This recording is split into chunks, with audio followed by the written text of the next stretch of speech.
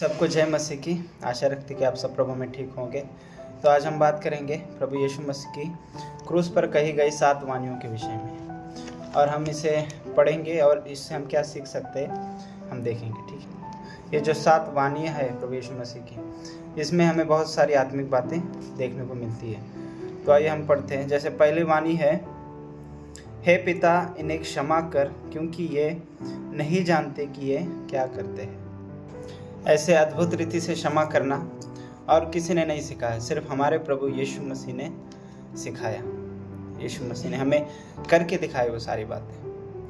मैं बाइबल में देखता हूँ, हम बाइबल में देखते हैं कि प्रभु यीशु मसीह ने ऐसी कोई आज्ञा नहीं दी है जो उसने पहले पूरी करके ना दिखाई हो। उसने हमें हर एक चीज़ का नमूना दिखाया है कि हमें कैसे इस संसार में जीना है ज्योति की संतान होके। यीशु मसीह जगत की ज्योति है और हम उस पर विश्वास करने वाले उसके संतान हैं। हम भी उसमें एक ज्योति बन जाते हैं।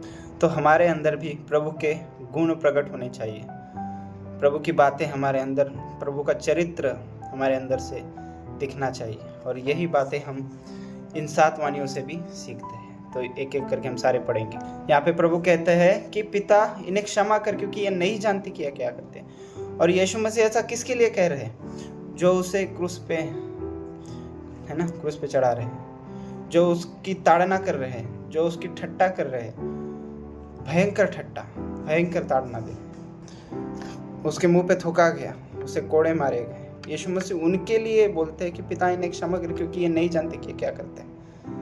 यहाँ तक खुद को नम्र किया हमारे प्रभु ने, और प्रभु उनके लिए क्षमा मांगते हैं, उनके लिए उन्हें क्षमा कर देते हैं और कहते हैं, प्रभु यीशु मसीह कहते हैं कि ये नहीं जानते कि ये क्या करते हैं। यहाँ पे हम यीशु मसीह का परमेश्वरीय स्वभाव देखते हैं, चरित्र देखते हैं। और जब हम ऐसे परमेश्वर पे विश्वास रखते हैं ना, जो हमें क्षमा करना सिखाता है, यीशु मसीह में विश्वास करते हैं, और जब हम कहते हैं कि हम उस पर विश्वास करते हैं, तो उसका सारा चरित्र हमारे अंदर दिखना चाहिए।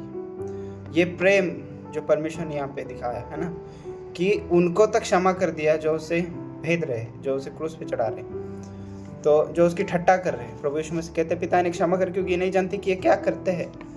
तो आज हमें भी ये गुण अपने जीवन में दिखाना पड़ेगा, हमें भी क्षमा करने वाला बनना पड़ेगा, क्योंकि हम भी पाप में ही थे और तभी प्रभु यीशु मसीह हमारे लिए मरा और हमारे अधर्मों को क्षमा किया। परमेश्वर कहता है तुम्हारे अधर्म चाहे लाल रंग के क्यों ना, वो बर्फ के समान श्वेत होंगे। तो हमारे अपराध जो लाल रंग के, अग्रवानी रंग के थे, और यीशु मसीह पे विश्वास करने के द्वारा हमारे अपराध क्षमा हुए और प्रभु ने हमें पवित्र किया। तो जब हम पे ऐसी बड़ी दया हुई है, तो हमें भी सामने ऐसी दया दिखानी होगी और हमें भी क्षमा करना होगा। तो इससे हम क्या सीखते हैं? इससे हम सीखते हैं कि बुराई के बदले हमें भलाई करनी है, बुराई के बदले बुराई नहीं करनी, बुराई के बदले भलाई करते हैं। बाइबल हमें सिखाती है, जैसे कि हम वचन में पढ़ते हैं। पहला पत्रस अध्याय 3 का वचन 9 में लिखा है। आइए वचन को पढ़ते हैं। कहता है, बुराई के बदले बुराई न करो और न गाली के बदले गाली दो। प्रभु यीशु मसीह के लिए लिखा है कि वह गाली के बदले गाली न देता था, वो उसने बुराई के बदले बुराई नहीं की, वरन क्षमा किया। तो हमारे अंदर भी ये चरित्र दिखना चाहिए, गाली के बदले गाली न दो, पर इसके विपरीत आशीष ही दो, क्योंकि तुम आशीष के वारिस हो, क्योंकि तुम आशीष के वारिस होने के लिए बुलाए गए हो। क्योंकि जो कोई जीवन की इच्छा रखता है और अच्छे दिन देखना चाहता है, वह अपनी जीभ को बुराई से और अपने होठों को छल की बात से रोके रहे। क्यों प्रभु हमें मनुष्य को क्षमा करने के लिए बोलते हैं? वो इसीलिए क्योंकि हमारी दुश्मनी, हमारा शत्रु मनुष्य नहीं है। बाइबल कहती है हमारी शत्रुता लहू और मांस से नहीं है, लहू और मांस यानी मनुष्य से नहीं है, वरन अंधकार की शक्तियों से है जो आकाश के बीच में है। जैसा प्रभु यीशु मसीह हमें सिखाते हैं। मत्ती 5:44, मैथ्यू चैप्टर 5 वर्स 44 लिखा है, तुम सुन चुके हो कि कहा गया था अपने पड़ोसी से प्रेम रखना और अपने बैरी से बैर रखना, परंतु मैं तुमसे यह कहता हूँ कि अपने बैरियों से प्रेम रखो और अपने सताने वालों के लिए प्रार्थना करो। अपने सताने वालों के लिए प्रार्थना करो। प्रभु ने अपने सताने वालों के लिए क्या किया? प्रार्थना की कि पिता इन्हें क्षमा कर क्योंकि ये नहीं जानते कि ये क्या करते हैं। ये नहीं जानती कि ये क्या करते हैं। और प्रभु ने यहाँ पे मत्ती 5 अध्याय में पहाड़ी उपदेश में ये बात प्रभु ने बताई और प्रभु ने अपने जीवन से ये बात पूरी करके भी दिखाई। इसलिए मैंने बोला था कि हमारे परमेश्वर, हमारे प्रभु यीशु मसीह ने ऐसी एक भी आज्ञा नहीं दी जो उसने खुद पूरी करके ना दिखाई। उसने हमें सब कुछ पूरा करके दिखाया कि हमें कैसे जीना है, कैसे हमें उसको प्रकट करना है। उसके हम ज्योति की संतान है तो हमारे अंदर वही गुण दिखने चाहिए जो उसके हैं। शत्रुओं से प्रेम तो करना है, वरन उनके लिए प्रार्थना करनी है, उनकी भलाई के लिए प्रार्थना करनी है। यही मसीहत है और यही हमें हमारे प्रभु यीशु मसीह सिखाते हैं, जिसमें हमें चलना है, तभी हम ज्योति की संतान ठहरेंगे। तो हम जल्दी से अभी दूसरी वाणी की तरफ जाते हैं। प्रभु यीशु मसीह की क्रूस पर दूसरी वाणी क्या है? प्रभु यीशु मसीह प्रभु यीशु मसीह अपराधियों के बीच में गिना गया, ये भविष्यवाणी, वह अपराधियों के बीच में गिना गया। तो उसमें से एक जो डाकू होता है वो मन फिराता है और प्रभु यीशु मसीह उसे क्या कहते हैं? ये प्रभु यीशु मसीह की दूसरी वाणी है, आज ही तू मेरे साथ स्वर्ग लोक में होगा। इसको हम पढ़ते हैं लूका अध्याय 23 वचन 43 में, लूक चैप्टर 23 वर्स 43 में। अब इससे हम क्या सीख सकते हैं? अभी प्रभु की इस वाणी से तो हम ये सीखते हैं कि प्रभु ने क्या, आज ही तू मेरे साथ स्वर्ग लोक में होगा, आज ही, टुडे। मतलब इससे हम सीखते हैं कि प्रभु उद्धार देने में देर नहीं करता है। यदि मनुष्य अपने सारे तन मन से, अपने सारे मन से अंगीकार करके विश्वास करे तो प्रभु यीशु मसीह उद्धार करने में देर नहीं करते हैं, प्रभु तुरंत उद्धार करते हैं। अभी वहाँ पे 2 डाकू चढ़ाए गए थे ना, एक दाहिनी एक बाईनी ओर। तो उसमें से एक डाकू मन फिराता है। अभी दोनों डाकुओं की सिचुएशन तो सेम थी, है ना, दोनों के पास समय नहीं था ज़्यादा, दोनों ने कोई अच्छे काम नहीं किए थे, लेकिन उसमें से एक डाकू मन फिराता है। वहाँ पे वो उस शरीर की बातों को नहीं, वरन वो यीशु मसीह को पहचानता है। वहाँ पे वो प्रभु यीशु मसीह को पहचानता है। लेकिन दूसरा डाकू क्या करता है, अभी इसके बारे में हम देखेंगे, लेकिन दूसरे डाकू के बारे में हम देखते हैं। वो क्या करता है, वो प्रभु यीशु मसीह की वहाँ पे प्रभु यीशु मसीह के लिए वहाँ पे कुड़कुड़ाता है। वो कहता है, यदि तू परमेश्वर का पुत्र है तो खुद को भी बचा और हमें भी बचा। कहाँ पे बचा? उस शरीर में बचाने के लिए वो कहता है। लेकिन जो ये वाला डाकू है, जो मन फिराने वाला, वो क्या बोलता है? वो शरीर को नहीं देखता, उससे पता चल गया था अभी ये शरीर तो जाने ही वाला है, शरीर में तो मुझे मृत्यु आने ही वाली है, तो मैं अब उस आनंद जीवन की तरफ देखता हूँ। कहीं ना वहाँ पे प्रभु यीशु मसीह को उसने पहचान लिया। उसने कोई अच्छे काम नहीं किए थे, उसके कोई अच्छे कर्म नहीं थे। तभी इससे पता चलता है कर्मों से उद्धार, कर्मों से नहीं वरन सच्चे अंगीकार से और विश्वास से, प्रभु यीशु मसीह की धार्मिकता के द्वारा ही हम बच सकते हैं, क्योंकि हमारे शरीर में कोई अच्छी चीज़ वास नहीं करती है। उसने क्या किया? उसने अपने काम अपने, वरन उसने है ना प्रभु को पहचाना और सच्चा अंगीकार किया और उससे वह बच गया। इंस्टेंट वहीं पे प्रभु ने क्या कहा? Today you will be with me in paradise. यदि मनुष्य परमेश्वर को खोजे, परमेश्वर को ढूंढे, परमेश्वर को पहचानना चाहे तो प्रभु यीशु मसीह तुरंत उद्धार करते हैं। यदि हम विश्वास करें तो वो क्षमा करने में विश्वासी हो, कैसा वचन हम पढ़ते बाइबल में। और उद्धार कर्मों से नहीं वरन प्रभु यीशु मसीह पे विश्वास करने के द्वारा ही होता है। जैसा हम वचन में पढ़ते हैं कि जब इफिसियों अध्याय 2 वचन 8 से 9 वचन में पढ़ता हूँ, जब हम अपराधों के कारण मरे हुए थे, तो देखो हम अपराधों के कारण मरे हुए थे। मरे हुए का मतलब परमेश्वर से दूर थे। यहाँ पे शारीरिक मृत्यु की बात नहीं हो रही, यहाँ पे उस अलगाव की बात हो रही है जो हमारा परमेश्वर के साथ था। जब हम अपराधों के कारण मरे हुए थे तो हमें मसीह के साथ जिलाया, किसने, है ना, मसीह के साथ जिलाया। अनुग्रह ही से तुम्हारा उद्धार हुआ है, अनुग्रह ही से। और मसीह यीशु में उसके साथ उठाया और स्वर्गीय स्थानों में उसके साथ बैठाया, कि वो अपनी उस कृपा से जो मसीह यीशु में हम पर है, आने वाले समयों में हमें अपने अनुग्रह का असीम धन दिखाए, असीम धन दिखाए। लेकिन हमें यह असीम धन दिखाने के लिए प्रभु यीशु मसीह कंगाल हुए। ये वो वाली कंगाली नहीं है, ये अपने उस असीम धन को छोड़ के प्रभु यीशु मसीह मनुष्य के बीच में आए, ताकि हमें वो असीम धन दे सके। जैसा वचन में लिखा भी है, यहाँ पे प्रभु यीशु ने क्या कहा? आज ही तू मेरे साथ स्वर्गलोक में होगा। तो रोमियो 10:9 में क्या लिखा है? यदि तू अपने मुंह से यीशु को प्रभु जाने, हाँ, प्रभु जान के स्वीकार करे तो निश्चय तेरा उद्धार होगा। निश्चय मानी कन्फर्म तेरा उद्धार होगा। अब हम जल्दी से तीसरी वाणी की तरफ जाते हैं। तीसरी वाणी में प्रभु ने क्या ये लिखा है, यूहन्ना अध्याय 19 वचन 26 से 27 तक इसे हम पढ़ सकते हैं। अभी यहाँ पे प्रभु यीशु मसीह अपनी माता से कहते हैं, और माता से कहते हैं कि माता ये तेरा पुत्र, नारी ये तेरा पुत्र, और यूहन्ना से कहते हैं कि ये तेरी माता। तो यहाँ पे हमें ये भी देखने को मिलता है कि प्रभु ने वहाँ पे अपनी एक जिम्मेदारी भी निभाई, और हम इससे ये भी सीखते हैं कि हमें अपने लोगों की चिंता होनी चाहिए, चाहे परिस्थिति कैसी भी हो। प्रभु यीशु मसीह वहाँ पे दर्द में है, और वो भयंकर दर्द है जो उसने आपके लिए और मेरे लिए सहा। तो वहाँ पे भी वो अपनी उस जिम्मेदारी को निभा रहे हैं, कहते हैं कि ये तेरी माता। तो हमें भी अपने लोगों की चिंता होनी चाहिए, और जैसा वचन में लिखा भी है कि एक दूसरे का भार उठाओ और मसीह की व्यवस्था को पूरा करो। मसीह की व्यवस्था यानी प्रेम की व्यवस्था। आगे हम इस वचन को देखेंगे। और एक वचन हम पढ़ते हैं, यूहन्ना अध्याय 3 वचन 18। यहाँ पे लिखा है कि केवल वचन और जीभ से ही नहीं, वरन काम और सच्चाई से भी हमें प्रेम रखना है। जब हम कहते हैं कि अपने लोगों से हम प्रेम रखते हैं ना, हम कहते हैं कि हम एक देह है, तो हमें सिर्फ ये मुंह से नहीं, वरन अपने कामों से और सच्चाई से भी ये, और निस्वार्थ भाव से हमें ये कार्य पूरा करना है, और हमें एक दूसरे का भार उठाना है, क्योंकि यही मसीह की व्यवस्था है। तो अभी हम चौथी वाणी देखते हैं। चौथी वाणी है, हे मेरे परमेश्वर, हे मेरे परमेश्वर, तूने मुझे क्यों छोड़ा, तूने मुझे क्यों त्यागा। ये वचन यहाँ पे हम पढ़ते हैं, और ये वाणी लिखी हुई है मत्ती अध्याय 15 वचन 14। एक मिनट, हाँ ये मत्ती, ये लिखा है एक मिनट, मत्ती 27:46 में लिखा है ये वाणी, तो आप इसे पढ़ सकते हैं। क्या लिखा है, हे मेरे परमेश्वर, हे मेरे परमेश्वर, तूने मुझे क्यों छोड़ा। जैसा वहाँ पे लिखा भी, एली एली लमा शबक्तनी, ऐसा लिखा है।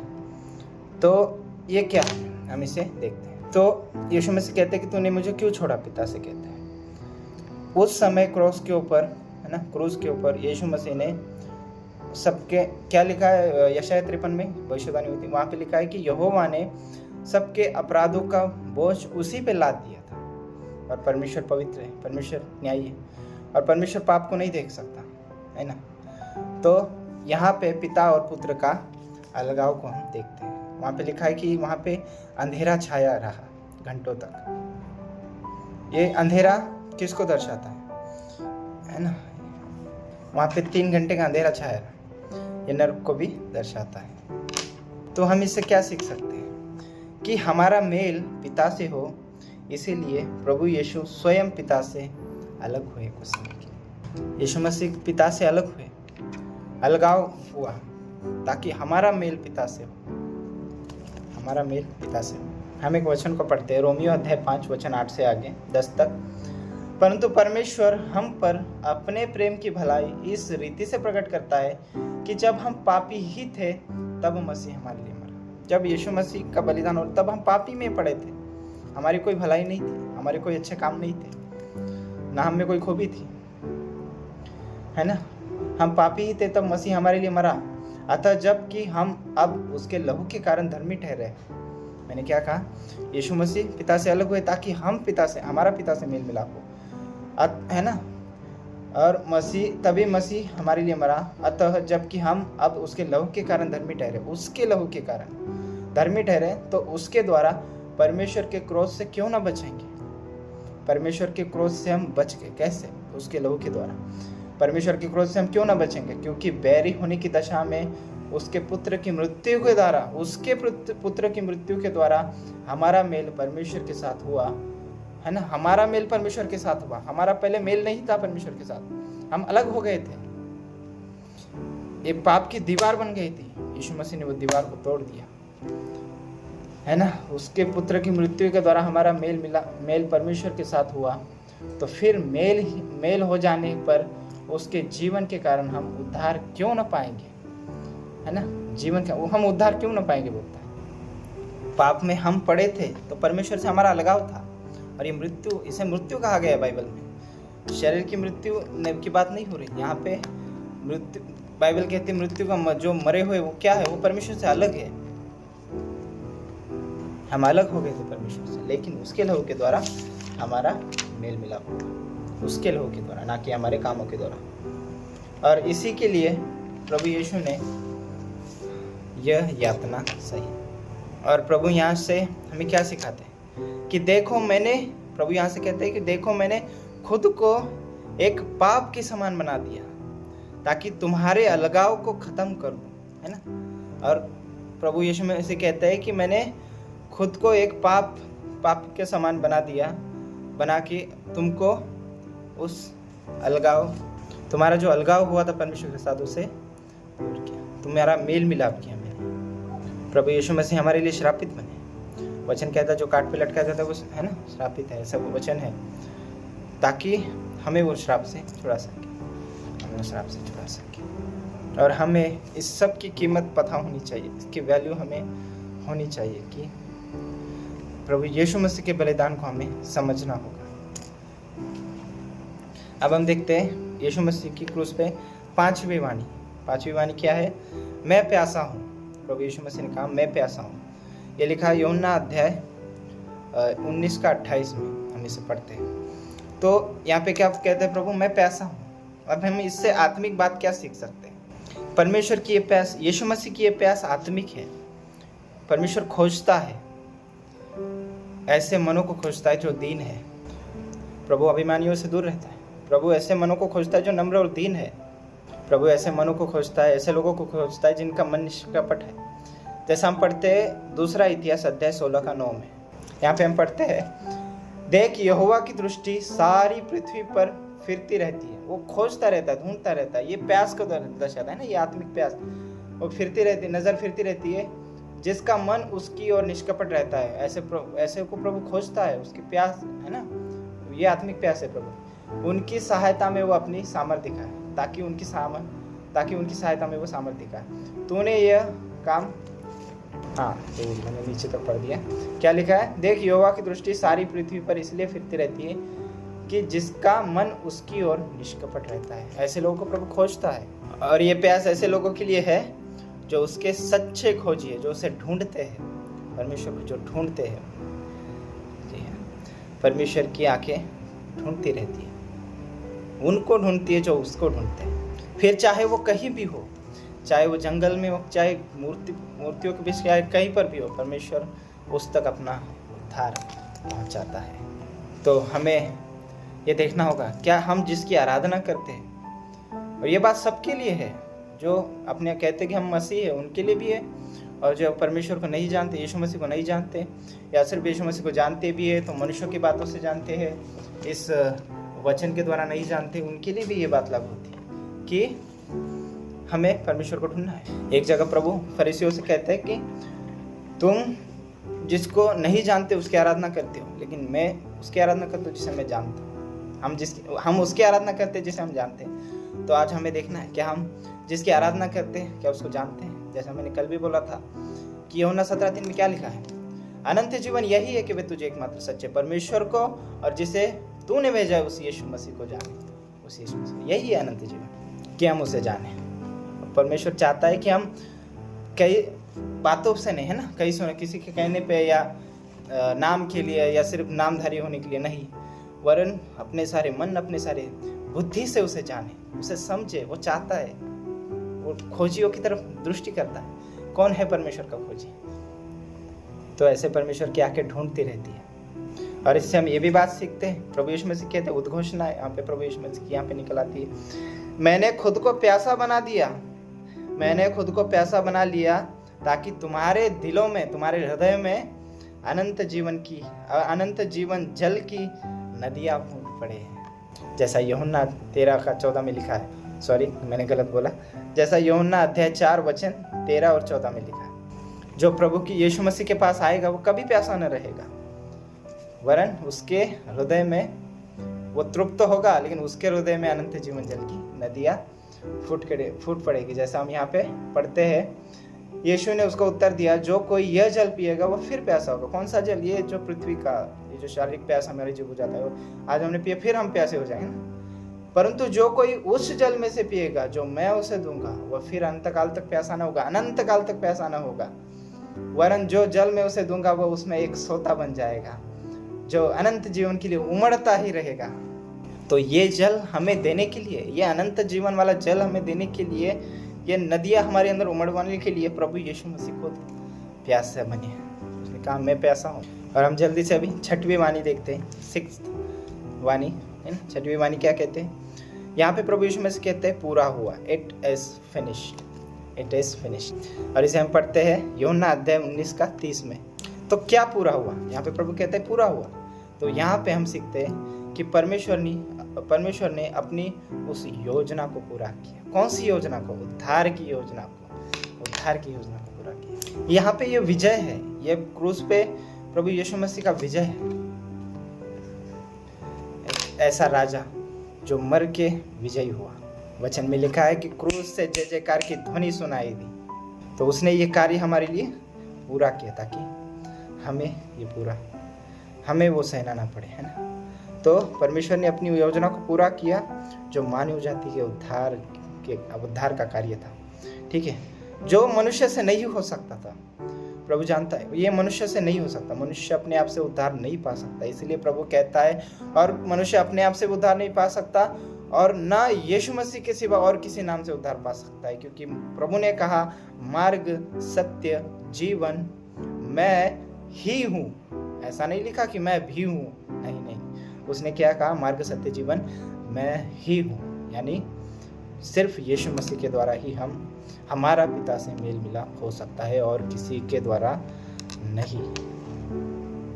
और ये बात हम पढ़ते हैं मत्ती अध्याय 19 का 26 में, जहाँ पे लिखा है प्रभु कहता है मनुष्य से तो ये नहीं हो सकता पर परमेश्वर से सब कुछ हो सकता है, सब कुछ। और उसने किया। इसलिए परमेश्वर का वचन होता है जो सामर्थ्य होता है, वो पूरा होके रहता है। परमेश्वर ने जो बोल दिया सो बोल दिया, वो पूरा होके रहेगा। आकाश और पृथ्वी टल जाएगी लेकिन उसका वचन न टलेगा। यूहन्ना 3 का 16 जो सबसे फेमस वचन कहता है परमेश्वर ने जगत से प्रेम किया और अपना इकलौता पुत्र दिया ताकि जो कोई उस पर विश्वास रखे वो अनंत जीवन पाए। तो परमेश्वर ने यहाँ पे सिर्फ अपनी बातों से नहीं वरन अपने उस कार्यों को पूरा भी किया। उसने कहा मैंने मनुष्य से प्रेम किया, है ना। परमेश्वर ने मनुष्य से प्रेम किया, अभी प्रेम तो किया, लेकिन अब मनुष्य के लिए परमेश्वर ने योजना भी बनाई उस प्रेम के तहत कि अपने पुत्र को हमारे बीच भेजा ताकि उसके बलिदान के द्वारा और उस पर विश्वास करने के द्वारा हम धर्मी ठहरे। तो हमने क्या देखा यहाँ पे कि हम खुद से उद्धार कभी नहीं पा सकते। प्रभु ने हमारे लिए यह कार्य यानी बलिदान का कार्य पूरा किया। क्या कहा? यीशु मसीह ने कहा पूरा हुआ, इट इज फिनिश। प्रभु ने हमारे लिए सारी व्यवस्था को भी पूरा किया, व्यवस्था को पूरा किया। अब हमें कोई मेल बलि नहीं करना, हमें कोई बलि विधान नहीं करने, प्रभु ने सारे बलि पूरे कर दिए, है ना। लेकिन अब प्रभु यीशु मसीह यहाँ पे हमें कहते हैं कि मैंने तो व्यवस्था पूरी की, अब तुम मेरी व्यवस्था को पूरा करो। ये कौन सी व्यवस्था? ये है, जैसा मैंने बोला था कि आगे इस वचन से हम बात करेंगे, मसीह की व्यवस्था यानी प्रेम की व्यवस्था। प्रेम की व्यवस्था, एक दूसरे का भार उठाओ और मसीह की व्यवस्था को पूरा करो। जो लिखित वाली व्यवस्था थी पुराने नियम की, उसकी पहली आज्ञा क्या था? कि खतना कराओ। लेकिन इस व्यवस्था की पहली आज्ञा क्या है? कि हमारा मन का खतना होना चाहिए, आत्मिक। हम वचन में पढ़ते हैं कुलुसियों अध्याय 2 का वचन 10 से 12, और तुम उसी में भरपूर हो गए हो।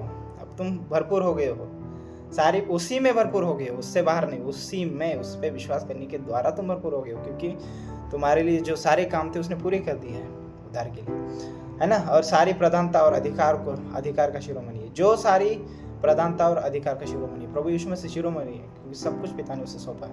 उसी में तुम्हारा ऐसा खतना हुआ है जो हाथों से नहीं होता, अर्थात मसीह का खतना है, मसीह की व्यवस्था यानी प्रेम की व्यवस्था का, है ना, जिससे शारीरिक देह उतार जाती है, ठीक है। और उसी के साथ बपतिस्मा में गाड़े गए और उसी में परमेश्वर की सामर्थ पर विश्वास करके जिसने उसकी मरे हुए में से जिलाया, उसके साथ जी भी उठे, यानी वो खतना मसीह का खतना बोलते हैं, जिससे शारीरिक देह उतार जाए, मतलब मन का खतना, सारी शरीर की बातों को हम उतार फेंकते हैं। ऐसा इसलिए क्योंकि मसीह के लोग जो यीशु मसीह पर विश्वास करते हैं वो दुनिया में सबसे अलग दिखने चाहिए। वचन में लिखा भी है ना कि तुम इस टेढ़ी और हटीली जाति के लोगों के बीच में परमेश्वर के जलते हुए दीपकों के समान दिखाई देने चाहिए। दीपकों के समान, क्योंकि इस जगत में अंधकार छाया हुआ है और हम परमेश्वर की ज्योति है, जो हमारे द्वारा परमेश्वर आज काम करते हैं, हम उसका प्रतिनिधित्व करते हैं ना। तो जल्दी से हम 7वीं वाणी देख लेते हैं। आखिरी 7वीं वाणी है, हे पिता मैं अपनी आत्मा तेरे हाथों में सौंपता हूँ। प्रभु कहते हैं कि मैं अपनी आत्मा तेरे हाथों में सौंपता हूँ। तो हमें यहाँ से क्या सीखने को मिलता है कि प्रभु ने अपना कार्य जो पिता ने उससे सौंपा था पूरा किया और अपनी आत्मा को पिता के हाथ में सौंप दिया। तो वैसे ही प्रभु ने, यीशु मसीह ने जो हमें काम दिया है ना, मत्ती 28 में हम पढ़ते हैं, जो महान आज्ञा, जो काम प्रभु ने हमें दिया है, जिस मकसद के लिए प्रभु ने हमें चुना है, वो काम हमें पूरा करके उस योग्य बनना है। प्रभु यीशु मसीह यहाँ पे कहते हैं इस वाणी के द्वारा कि जैसा मैंने अपना कार्य पूरा किया और पिता के हाथ में अपना आत्मा सौंपा, तो वैसे ही तुम्हें भी अपना कार्य पूरा करना है और इस योग्य बनना है कि तुम भी अपना आत्मा पिता के हाथ में सौंप सको। प्रभु यीशु मसीह की महिमा युगानुयुग होती रहे। आमीन। यीशु के नाम से आमीन।